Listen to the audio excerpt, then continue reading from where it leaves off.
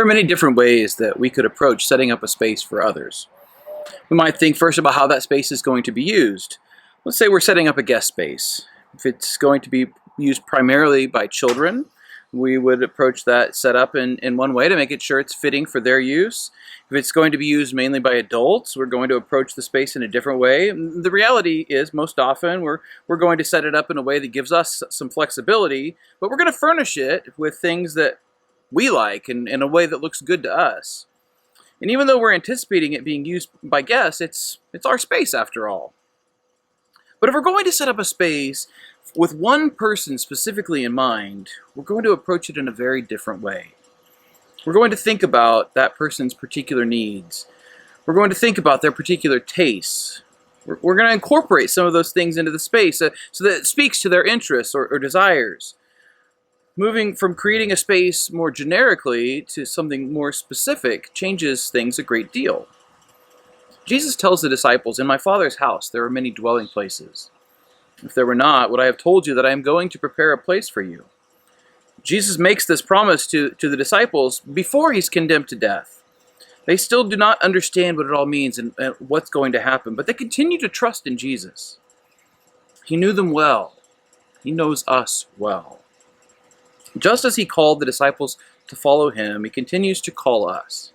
He understands what we need to be able to live out our lives of faith here in this world. And he not only prepares a place for us to share eternal life with him, but his grace gives us what we need to live in a unique way here in this world too. The first reading demonstrates that the apostles understood that no one person could do everything by themselves. Jesus had called the apostles to a unique role within the early church.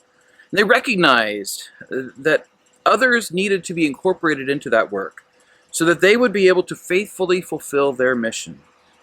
We need to have the same recognition. And I think sometimes we do and sometimes we don't. But how is the Lord calling us? How do we respond to his grace, to his presence in our lives? What is going to allow us to follow him in the most faithful manner so that we may come to share in that dwelling that he has prepared for us? The key to all of this is understanding Jesus' response to Thomas when he asked, "We do not know where you are going. How can we know the way?" Jesus tells the apostles that he is the way, the truth, and the life.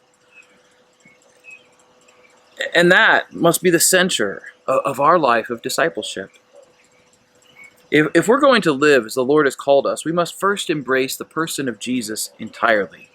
Growing in our relationship with Jesus opens up for us the ability to live the way he has called us through the truth that he gives us to a more abundant life. Each day we must renew our commitment to the Lord. He is the key that opens all the rest for us. He calls us by name because he knows us. He calls us to himself because he loves us. May we go forth and live our unique call of discipleship as witnesses of the Lord and answering his call each day as we seek him along the way. And I want to conclude this message with a brief acknowledgement of Mother's Day. So happy Mother's Day to all of the mothers out there. Thank you for the role that you have played in passing on the faith. And may God bless you, and may God bless all of us.